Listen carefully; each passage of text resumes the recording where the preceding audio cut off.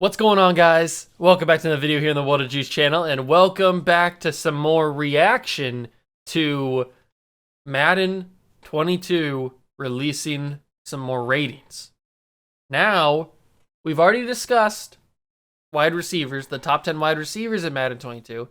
Now we are going to discuss the top 10 rookies in the NFL for Madden 22. That's right. We are going to be discussing the top 10 rookie ratings for Madden 22. If you guys are excited, hit that like button, subscribe to the channel, join the Juice Club. Let's get straight into it. I'm going to pop it up right now. Yes, around here, around this area somewhere, so you guys can watch it. Guys can go down the list with me. So we start off with the highest rated rookie in the game. I was wrong on this. Excuse me. Sorry for believing that Madden would actually give the highest rated rookie to the highest rookie rating to the number one overall pick.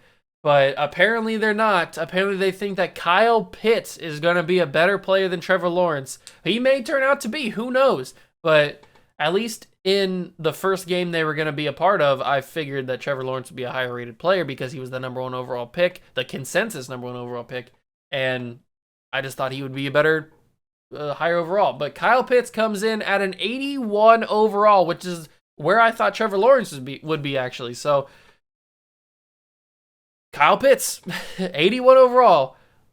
This list is very controversial, and it's not because all these players don't deserve to be higher rated.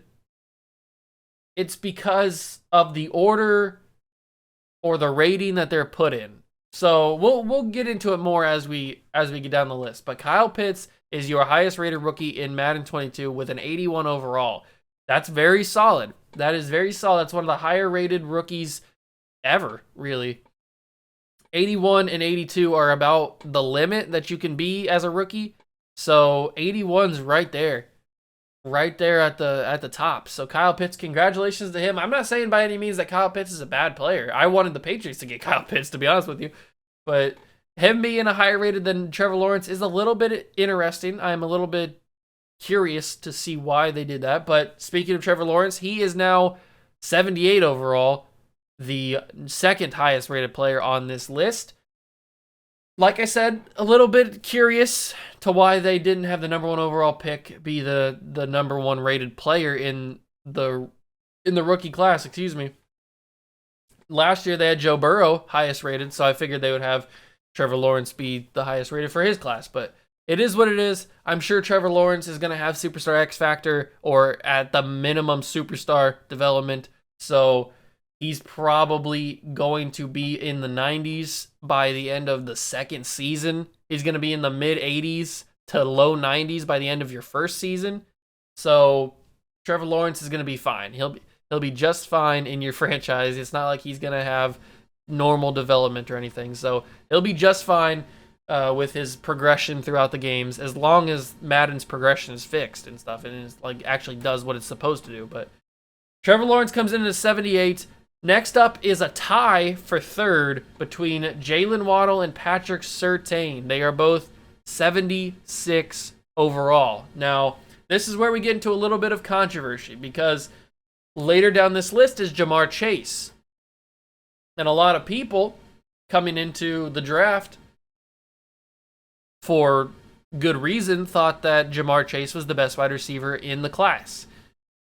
Now, only being one overall spot different is not the worst thing in the world, but it is a little bit interesting and concerning, or at least curious, that they have chosen Jalen Waddle to be one overall higher than Jamar Chase. Now, is Jalen Waddle going to end up being a better player than Jamar Chase? We don't know.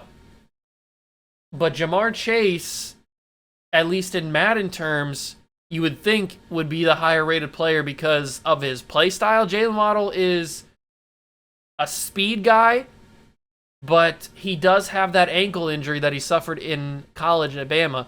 So that could hinder his speed just a little bit, which then in turns affects his play on the field, which in turn affects his Madden rating. So I'm shocked a little bit that EA would go ahead and just give Waddle the higher rating, even though it's a little bit unknown how he's going to play his first season with his injury history. Patrick Surtain, I thought was the best corner in this class, and they obviously think it too. Curious though that Greg Newsome not on this list, and also curious that J.C. Horn not on this top 10 list. Other corners taken in the first round not on this list, but Patrick Surtain is. That is a little bit shocking to me. It's shocking that they chose to have Patrick Surtain on this list, but not have J.C. Horn. So that makes me think that J.C. Horn is probably a 73, maybe a 72. Greg Newsome's probably a 70, 71, 72 maybe at the highest. But they value, or they think that Patrick Surtain is going to be the best corner out of the bunch because they have him valued very highly at a 76 overall. And by the way, I preface this all by saying that these players are going to be almost impossible to trade for in your franchise. So either you start off with them in before you even load up the franchise, you put them in a roster with each other. That's basically the only way you'll ever get them, unless you fantasy draft or something. But these guys are going to be physically impossible to get. So just warning you now, even though they're like a lower overall, like a 75, 74, they're going to be valued very highly, especially the quarterbacks. So just keep that in mind. So then we move to Penny Sewell, the first offensive lineman off the board, and the first offensive lineman on this list, the only offensive lineman on this list. Penny Sewell, in my opinion, I thought was going to be either the third, maybe the second highest rated player in the rookie ratings. I was wrong. He is the quote unquote fifth player, I guess, but technically he's the fourth because Waddle and Surtain are tied. So he is a 75 overall, along with Zach Wilson, Jamar Chase, and the Heisman Trophy winner Devontae Smith. So Penny Sewell, I think, is going to be a franchise tackle in this league. And he's definitely going to have superstar development. At the least, he's going to have superstar development. And he's going to be your franchise guy. In Madden terms, he's going to be your tackle, whether that be left tackle or right tackle, whatever position he plays in real life and whatever position you play him in your franchise. He's going to be that tackle for the next decade plus for your franchise. So 75 is a good rating. He will probably be in the high 80s, low 90s by the end of your first season. I'm assuming probably the mid to high 80s is where I would have him. Maybe like a 86, 87 is where I would put him at the end of your first season. I have a feeling he's going to grow really, really well. That's all if you start him right away, like he's a day one starter. Which, by the way, I say all these predictions and stuff, but I don't know if these guys are going to be day one starters. Obviously, we know Kyle Pitts will start. Obviously, we know Trevor Lawrence is going to start. I mean, Gardner Minshew says there's quarterback competition, but there's no quarterback competition. It's Trevor Lawrence all the way. Jalen Waddle probably will start. Patrick Surtain will start. Penny Sewell, don't know. I'm assuming he's going to start because the Lions don't really have that good of an offensive line. But I'm assuming he's going to start. Zach Wilson's going to start. Jamar Chase will start. Devontae Smith will start. But then Trey Lance and Justin Fields probably won't. So if you decide to start them in your own franchise, I'm assuming that EA is going to give them very good progression. So they're probably going to get into the mid to high 80s very quickly in your first season, depending on, obviously, how they play. But we've got Zach Wilson, Jamar Chase, and Devontae Smith also 75, like I mentioned. Zach Wilson, a lot of people think, and judging by Madden 21 ratings and by Madden 21 simulation, I've seen a lot of these simulations done over the past couple of weeks and months since the draft has happened. Zach Wilson in Madden 21 terms, now this isn't the official, obviously this isn't the real Zach Wilson that EA has created. This is just somebody's roster that they made Zach Wilson in. But in those simulations that YouTubers and other people have done, Zach Wilson's going to be probably the best quarterback out of this list. at least in Madden 21 terms, for him not even being in the game and just being created and put into that, Zach Wilson turns out to be the best quarterback out of this bunch. Now, is that going to happen in Madden 22? I don't know. I tend to not believe that. I tend to believe that it's probably going to be either Justin Fields or Trevor Lawrence that are going to be the best quarterback out of this list, at least in the game. So having Zach Wilson at 75, having him higher than Trey Lance and Justin Fields is interesting because they feel that Zach Wilson is just slightly better than those two, which is controversial. It definitely is controversial.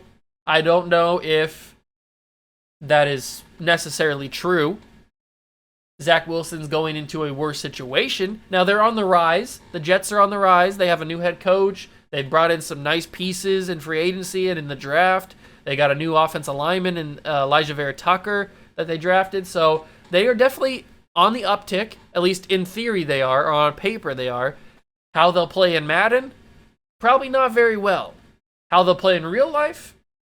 Probably not very well. So having Zach Wilson at 75 is shocking because I feel like Justin Fields would be higher. I guess that Justin Fields would be a 76, 77 rating.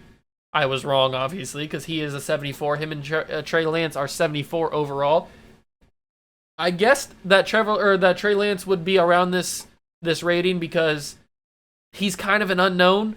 He's out of all these guys, he's probably the most unknown because he came from North Dakota State. He only played that one season, I think, and then, well, he played one season and then played like one game in 2020, which is weird, but it happened. So I don't think that Trey Lance will get any playing time in year number one, both in real life and in Madden, especially in Madden, because Jimmy Garoppolo is there. Now, in real life, I don't think that he's going to get any playing time, but that's assuming that Jimmy Garoppolo is going to be healthy all year. And if Jimmy Garoppolo is healthy all year, I think the 49ers are a Super Bowl contender, so they won't need Trey Lance, at least in the first season. So I don't know how he's going to develop in Madden. I think he's going to have a very solid development. He's probably going to have superstar, maybe star, depending on the value they give him because of his unknown factor. I don't know if he's going to have superstar or star. I feel like Justin Fields is going to have superstar. There's a few guys in here that I think will have superstar X factor. Kyle Pitts, Trevor Lawrence, Penny Sewell, and I feel like they are since they rated Jalen Waddle so high, I feel like they're going to give Jalen Waddle Superstar X Factor. Now, I could be wrong. None of these guys could end up having Superstar X Factor, and they could all just have Superstar. We'll have to find out when we get the game.